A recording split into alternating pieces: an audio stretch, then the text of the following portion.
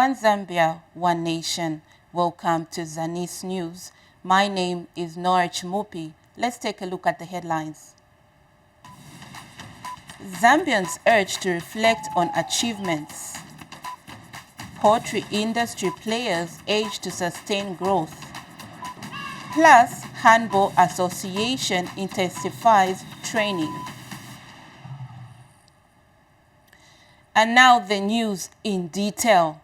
President Hakainde Hichilema has urged Zambians to use the 60th independence anniversary as a point of reflection for many achievements scored since Zambia became an independent nation. President Hichilema says the day also provides the nation with an opportunity to reflect on the country's progress with regards to the economic, social, political, and democratic developments recorded. President Hichilema said this in a speech read for him by Vice President Mutale Nalumango at the Thanksgiving prayers at celebrations of Zambia at 60 held at Mulungushi International Conference Center. Kalani Muchima filed in this report. On the 24th of October this year, Zambians will unite in commemorating 60 years of Zambia's peace and unity since becoming an independent state.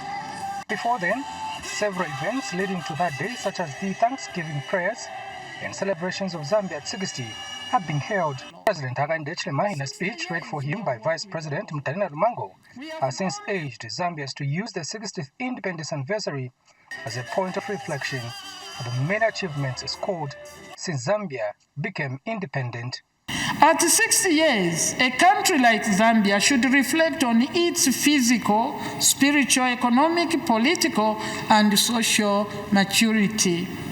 This milestone represents a stage where the nation has developed and grown in different aspects over the years. Physically, it could mean infrastructure development, improved healthcare facilities, and better living standards for its citizens. Spiritually, it symbolizes a time of spiritual growth and reflection on the values that define the nation as a whole.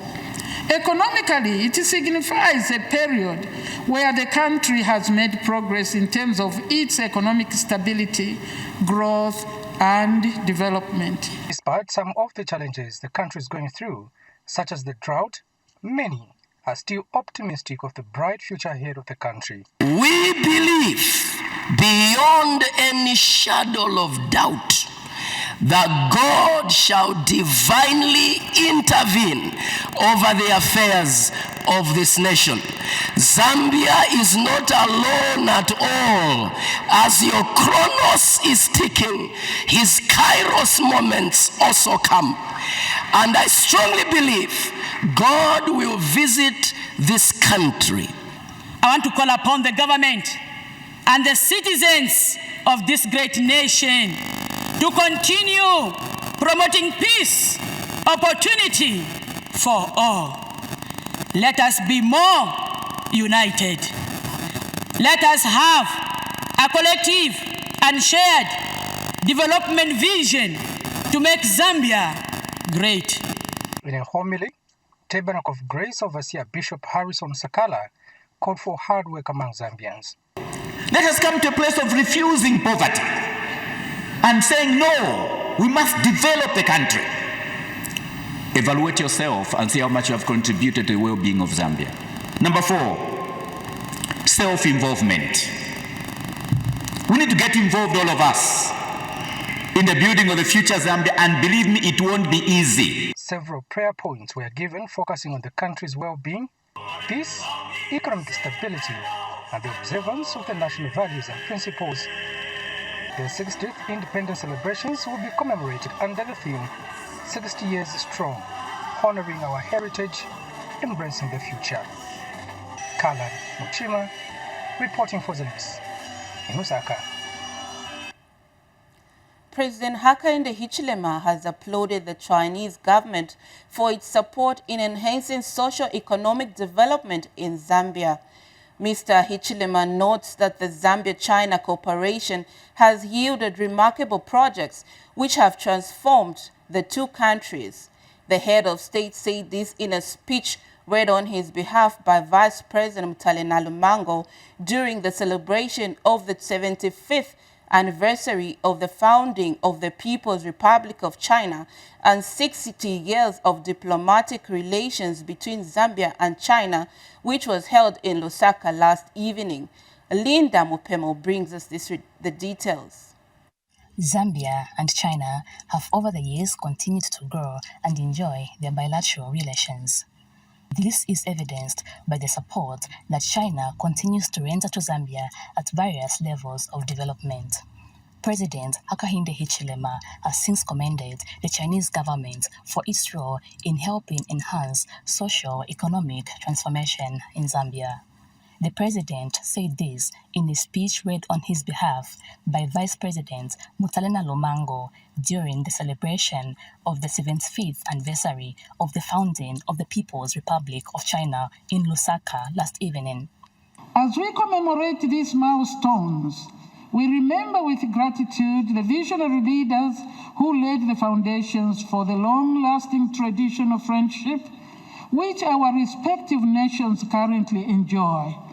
Chairman Mao Zedong and our own Dr.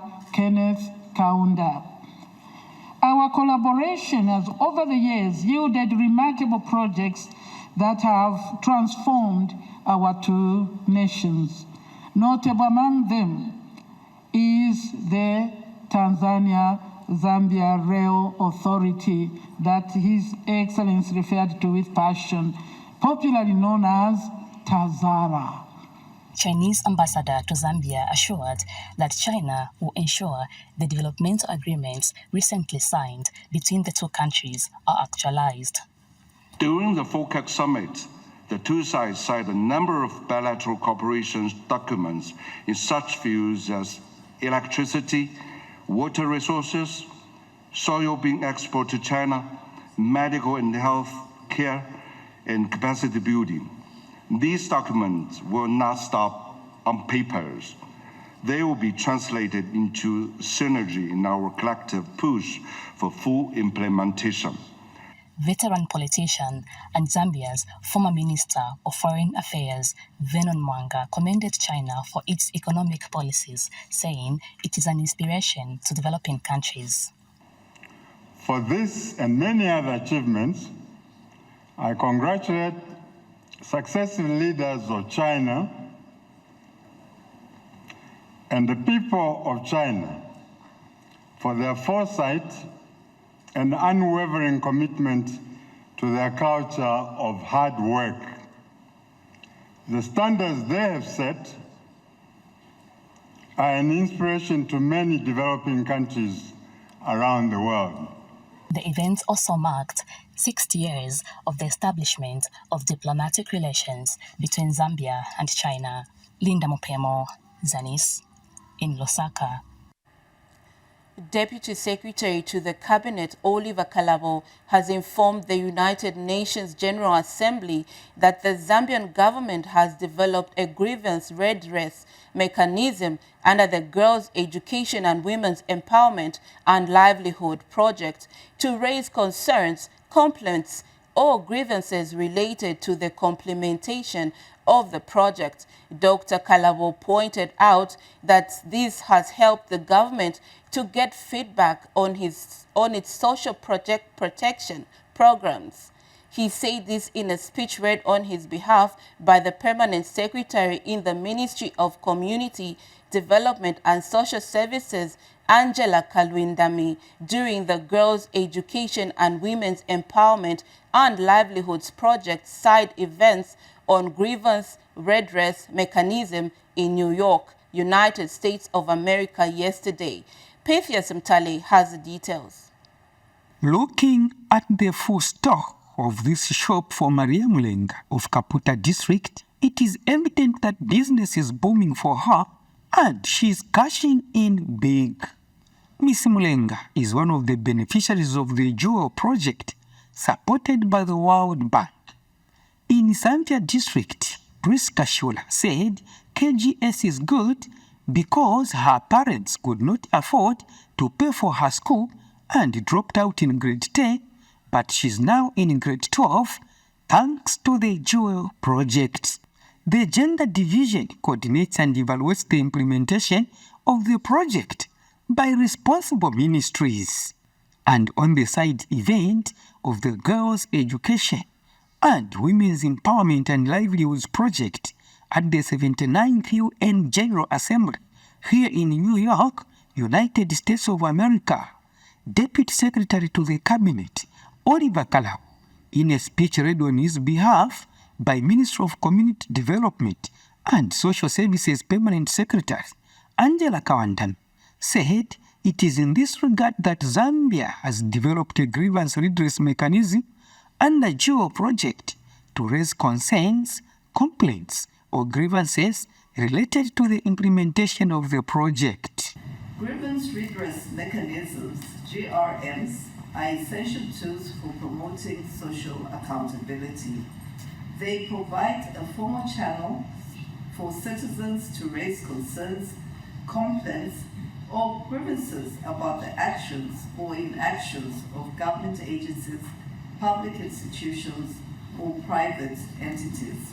Andrea Haweza is Assistant Director Planning at Gender Division and was one of the panelists during the event alongside the UNICEF, Minister of Education, and Irish government representative Sura Hunt, who expressed happiness with the way the Zambian government is implementing the Jewel project.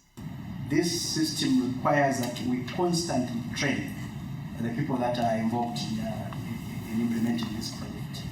So it requires a lot of resources to ensure that everyone is trained. So those are some of the bottlenecks that we are currently facing. If it was digitized, even the issues of printing large numbers of manuals would have been curtailed, because you can easily share the manuals in the system.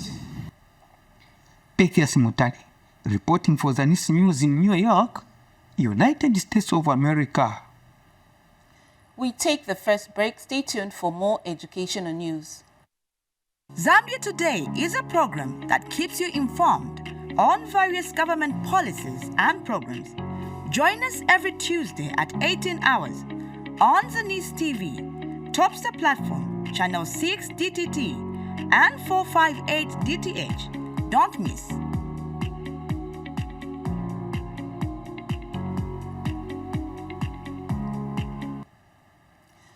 Minister of Fisheries and Livestock Peter Kapala has urged poultry industry players to sustain the growth of poultry and poultry products in order to benefit from government plans. Speaking during the annual general meeting by Poultry Association of Zambia, Minister of Fisheries and Livestock, who was represented by Director of Livestock Development, Bonwell Mupeyo, says the government is embarking on substituting imports of products that can be produced locally. Rafael Chiti has the details.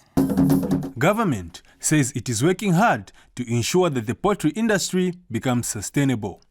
Speaking at the annual general meeting of the Poultry Association of Zambia, PAZ, Minister of Agriculture and Livestock, Peter Kapala, who was represented by Director, Livestock Development, Bonwell Mupeyo, says that government has put in place measures to address challenges faced by the poultry industry. The government has undertaken a number of measures to ensure that we bring down the rising production costs associated with fisheries and livestock. This will ensure that two subsectors can produce enough animal proteins for the majority of Zambians and the export market. Ladies and gentlemen, from the two speeches read by the PAZ National Chairperson and the Zambia National Farmers Union, you will attest with me that they have recognized areas where my ministry has achieved some milestones in addressing the challenges in the subsector has been facing. However, The ministry also recognizes that we need to continue working around the clock to ensure that together with the industry we can create a conducive business environment for the poultry industry growth and sustainability. And Poultry Association of Zambia National Chairperson, Rin Lawrence, highlighted the challenges faced by the poultry industry. A high and rising cost of inputs, facilitated by limited supply of maize and soya cake. The country needs a robust turnaround in both agriculture and livestock investments to take into account the issues of climate change if we are to address the rain-dependent agricultural and livestock sector. The exchange rate, too, is also putting pressure on the imported products, effectively pushing up the cost of poultry products on the market. Importation of chicken and chicken products, such as mechanically deboned meat and value-added chicken products, are another challenge to the industry. Meanwhile, Zambia National Farmers Union President Jervis Zimba has called on the government to set up a technical team to help put an end to importation of certain crops. Investment that has gone into the poultry sector is one of the best, and this is one example we can look among all the commodities in Zambia that the poultry sector stands out the best. And we are no longer only the processed stuff, but in terms of importing chickens, we don't. So that was step number one. Then we had to look at the onions. We had to look at the potatoes. It's a story that I will leave a legacy when I retire from the union that, look, yes, you insulted me, but now we have stopped spending $40 million, which was going to South Africa, and that money is now in the pockets of Zambians. For ZANIS in Lusaka, I am Raphael Chiti. Minister of Tourism Rodney Sikumba says the aiding up of other species apart from chimpanzees that are being showcased at Chimfunshi Wildlife Orphanage Trust will open up the area to more tourists as it will add value to the tourism site. Speaking when he visited the Chimfunshi Wildlife Orphanage Trust in Muchinshi area in Chingola district, Mr. Sikumba noted that Chimfunshi, just as any other tourism site, is grappling with effects of climate change, hence the need for government to render support and revive the tourism site. Also in the news, Sweden has pledged to continue rendering assistance to Zambia in the wake of the drought. Sweden ambassador to Zambia and special representative to COMESA, Johan Hallenberg, says the drought stimulation facing the country is challenging, adding that it requires concentrated efforts to address. Mr. Hallenberg adds that the country will continue to support initiatives that aim at promoting the use of clean energy to mitigate the effects of climate change. The ambassador said this when he graced the graduation ceremony for participants who underwent training in solar PA system design and installation at the National Institute for Public Administration, NIPA.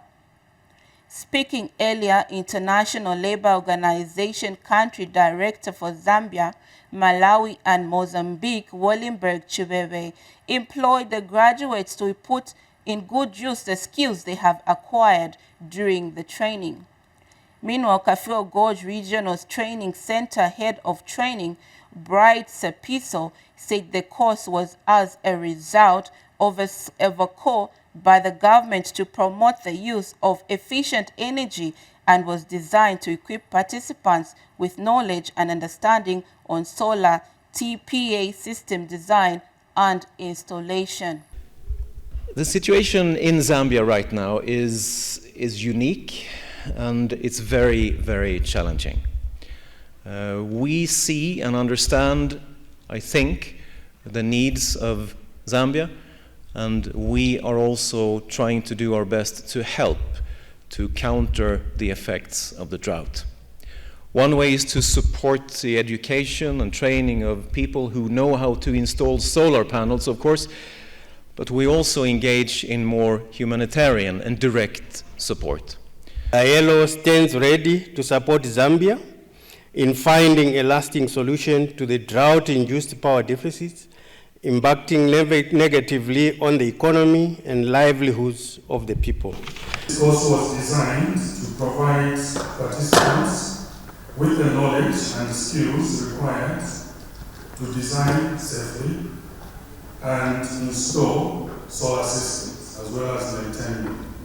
The Common Market for Eastern and Southern Africa, COMESA, is expected next month to hold its 23rd COMESA Heads of State and Government Summit in Bujumbura, Burundi. The summit, which will take place on October 31st, 2024, coincides with the regional body's 30th anniversary, and it is expected to review the state of regional integration, priority issues on programs and activities, and reports from the Council of Ministers, among others.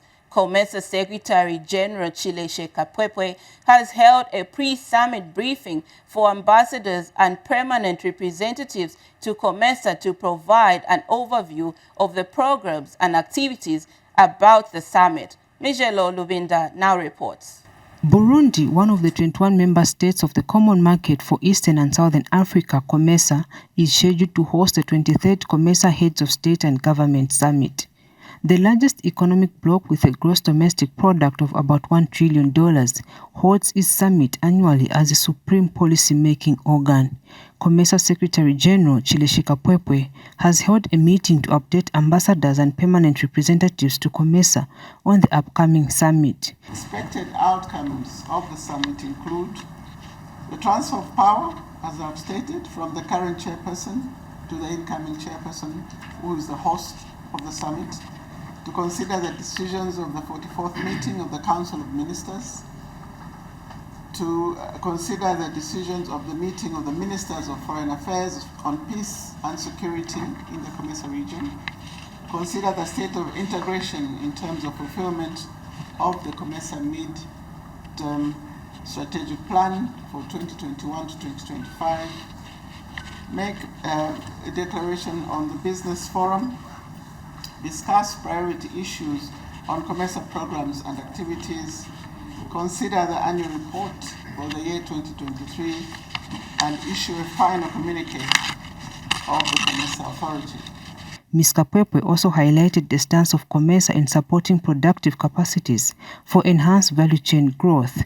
Climate change is impacting our countries in many different ways. For some it's floods, for some it's drought, but all this impacts on our ability to be productive and to increase our economic activity. So of course these are some of the issues that will be looked at. Secondly, we have added, as you've seen from last year's summit, the business forum, which was very, very successful. Meanwhile, COMESA will this year be celebrating its 30th anniversary in promoting regional cooperation and raising awareness of trade and investment opportunities within member states. COMESA GDP is in the range of $1 trillion. And if you consider the African GDP, it's only 3. So we are contributing as COMESA to 1/3 of the GDP of the continent. And in the next 20 years, we want to grow the COMESA GDP itself to $3 trillion. From 1 trillion to 3 trillion, you will find that all this information. So growing in the year 1994, the GDP of the region was less, about half of that one.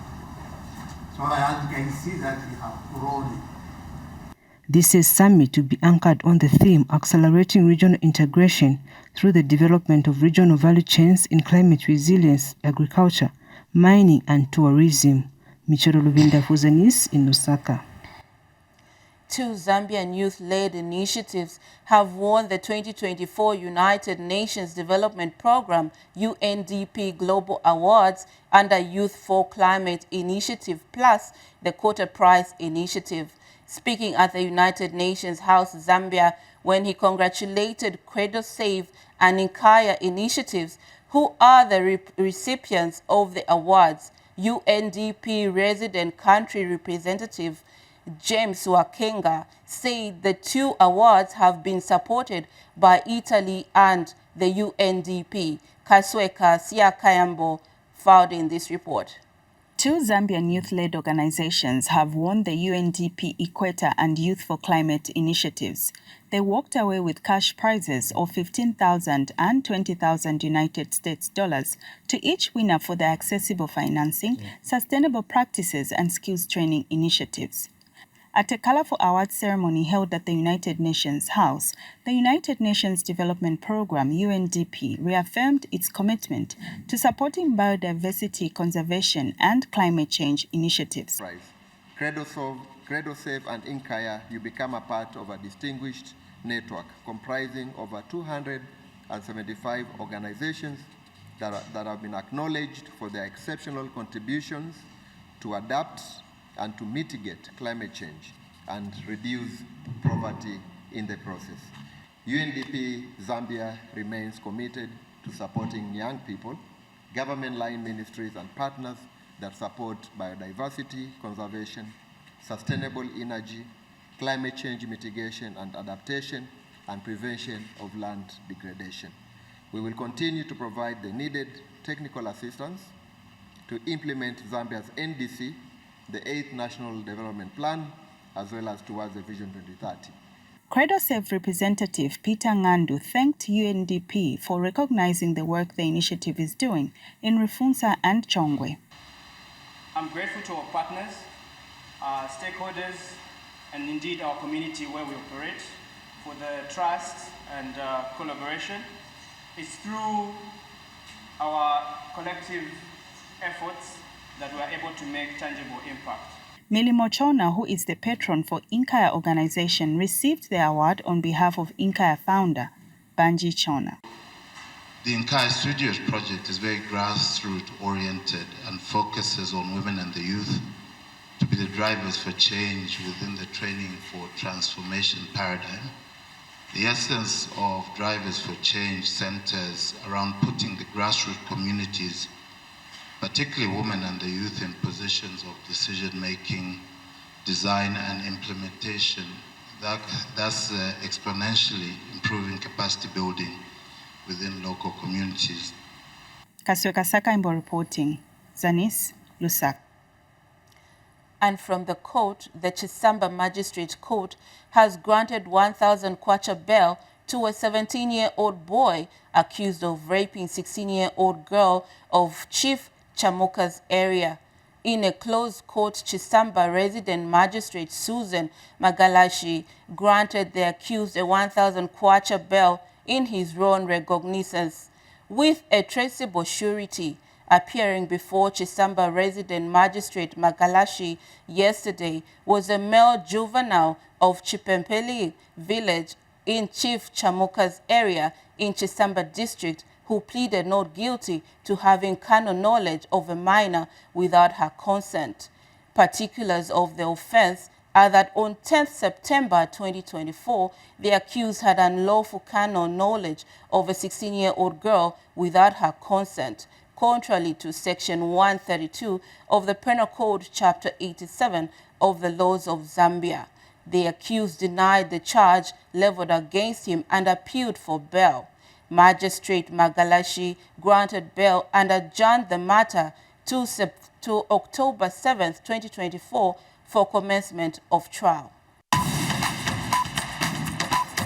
Chavuma District Commissioner Geoffrey Kasonda has called on people in the area to support government programs by disseminating positive messages and allowing children to be vaccinated against measles. Speaking during the launch of the Measles Rubella campaign, Mr. Kasonda says the goal of the campaign is to ensure that all children under 5 years are protected from the disease. Josephine Banda filed in this report. The goal of this campaign is to vaccinate at least 95% of the eligible target population of children aged 9 to 59 months in the district. It is for this reason that the Ministry of Health, with support from partners, are conducting this measles campaign in order to reach and vaccinate all eligible populations with the measles dose.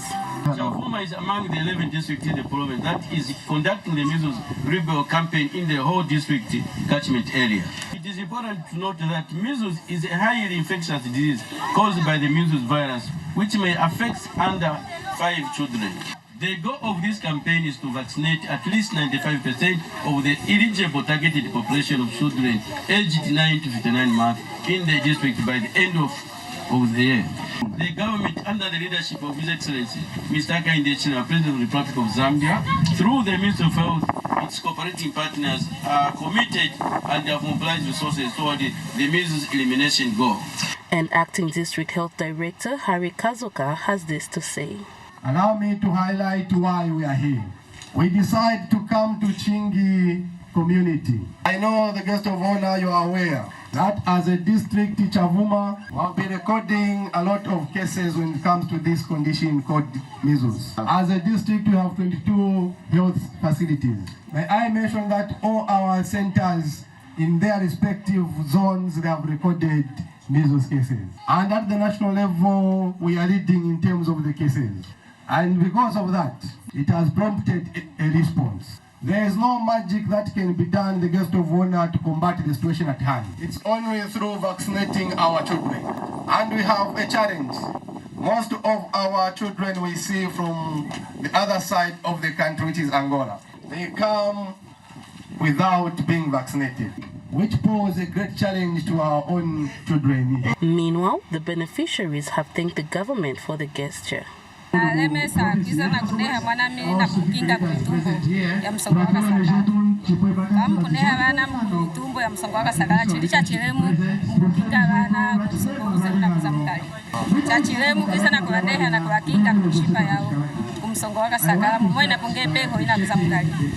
Josephine Banda reporting for ZANIS, Chavuma District in Northwestern Province. We continue with health news. Government has expressed concern with some members of the public in Kasama district who are refusing to take their children for vaccination against measles rubella. Kasama District Commissioner Annie Paul said some parents are shunning the exercise due to myths peddled by people. Japhet Munkondia reports that the district commissioner said this when she visited Chimalilo area in Kasama. More in the following report. Kasama District Commissioner Annie Paul has visited some health facilities in the district to appreciate the ongoing measles vaccination campaign. The district commissioner, who also visited Chimalilo village, is not happy with the reports that some people are refusing to vaccinate their children due to myths and misconceptions. Let's talk to our people, encourage them. Let's make sure that the flow of information is not cut, so that people know the importance of these immunizations. Because they may not understand. One would lie to them to say, no, once your child gets this kind of vaccine, they may become lame, they may have this this effect, they may do what. Let us continue making them understand to say it is actually for their own benefit. Kasama District Health Director in charge of Technical Services, Charles Chungu, who accompanied the District Commissioner, had this to say. Specifically in this Chimalilo area, where we have a population that has myths around certain services, health services, particularly vaccines, we are aware that there is a bit of resistance in terms of them accepting the services, but we have also planned a very robust program to ensure that we dispel these myths. We have CBVs that were trained, even way before we started the campaign, for instance, who were taken through the messages and how to handle those who have myths. So we are very confident that even in our day 3 of the campaign, for instance, we'll be able to reach to every child. and Mombemukuru Rural Health Post in charge explains some challenges the department is facing. Some they would refuse their children to be vaccinated and the like, but we try by all means with our CBVs. He usually helps us to mobilize, and usually we come here during the rain season especially. They usually offer us the block to provide services. This is our first point. Javet Munkonde reporting for ZANIS News in Kasama District. Over 500 households who benefited from the emergency wetland farming inputs supported by the Zambia Red Cross Society in Sinazongwe District have started harvesting their crops. Speaking when Zambia Red Cross Communications and Public Relations Manager Esther Piri called on him, Sinazongwe District Commissioner Chimonya Siakole praised the organization support in alleviating the devastating effects of drought in the valley. Gift Banji reports that Ms. Piri, who toured selected fields of the 575 beneficiaries, expressed happiness to see that the farmers have started harvesting their crops and are now food secure. Stay tuned for more interesting stories. Zambia Today is a program that keeps you informed on various government policies and programs. Join us every Tuesday at 18 hours on ZANIS TV, Topstar Platform, Channel 6 DTT and 458 DTH. Don't miss.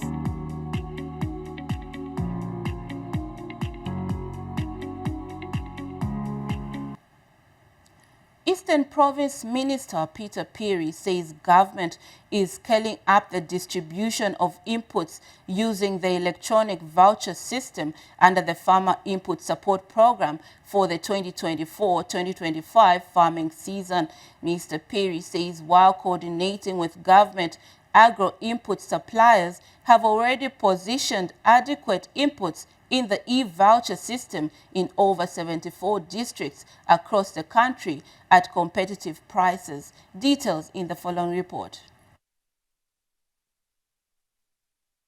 In spite of the declaration of the drought as a national disaster, farmers have found hope in the prediction of an improved rainy season for the year 2024 and 2025 issued by the Meteorological Department.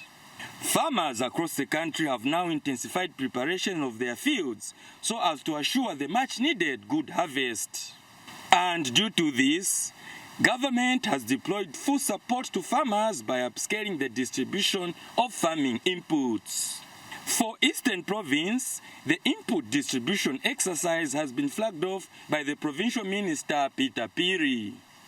Government is scaling up the distribution of inputs using e-voucher system under the Farmer Input Support Program for the year 2024-2025 farming season, and will now be implemented in 74 districts, while input supply is being implemented in 42 districts. In Eastern Province, 5 districts, namely Himba, Nyimba, Petauke, Sila, Chipata, and my district in Mambwe on e-voucher, whilst the rest are on direct input supply. The provincial administration and officials from agriculture delivered a message to the farmers. I'll be meeting the private sector that are involved in the distribution of inputs, because many times government does a good thing. Today you are flagging off, but like the direction will ensure that we are in constant discussion with the people that will be involved in this process. Our farmers, we are expecting you to put these inputs to good use, that is, into the farming activities. And the smallholder farmer of Chipata district is happy to redeem the inputs on time.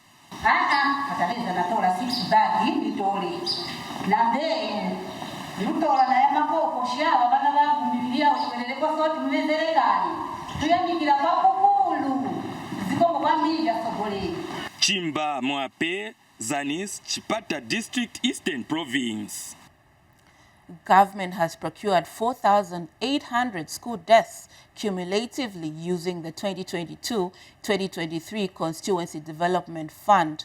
for distribution to various schools in Kabwe Central Constituency.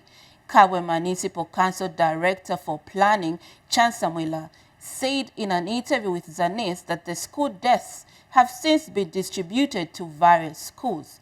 Mr. Mwila has disclosed that the procurement of desks is in line with the presidential directive of ensuring that no child sits on the floor under President Hakainde Hichilema's administration. He said the satisfactory distribution of desks has elated the education authorities in the district. He explained that the procurement of school desks is aimed at enhancing the provision of quality education to the learners. Mr. Mwila said the government has placed high premium on the education sector in order to have a pool of educated citizens to drive the country's development agenda. Finally, in the news, ahead of the Africa Handball Championship in Addis Ababa, Ethiopia, from 1st November to 27th November 2024, Handball Association of Zambia has intensified trainings at the local level to come up with competitive under-17 and under-20 sides for the continental showcase. The Handball Association of Zambia will hold an inter-provincial championship next month. Here is a report. The Handball Association of Zambia has intensified preparations for the Africa Handball Championship to be held in Addis Ababa, Ethiopia this November. In readiness for the Continental Showpiece, Association plans to hold an International Handball Championship from 25th to 27th October 2024 in Ndola. With this in mind, Lusaka Province Handball Association is overseeing training sessions at National Sports Development Center, NASDEC, in readiness for the Interprovincial Games. It's been preparing ourselves for the youth games, which will be held in Ndola from 25th to 27th of October this year. Because in Ndola, that's where we are going even to select for the national team for under 18 and under 19. And Andrew Kalunga, national men handball coach, gave his impressions. We started weekly training. We do weekend training, weekend camping for both boys and girls under 17. Preparation for the youth tournament, which is in Copper Belt. And the boys are preparing for Ethiopia Continental tournament. During the training session, ZANIS Sports caught up with an upcoming female handballer, Anita Mumba. I would advise those who are just at home to join sports to help them at least to keep fit, and it's better than doing nothing. I think the government should empower the girl child in sports so that they don't just stay at home. By staying at home, some may get pregnant, otherwise in sports. I would also want the government to be sponsoring those who are going to school so that they can do better in life. Handball Association of Zambia President Walyabanda says his executive remains committed to ensuring equal participation of handballers in the country during the tournament in Ndola.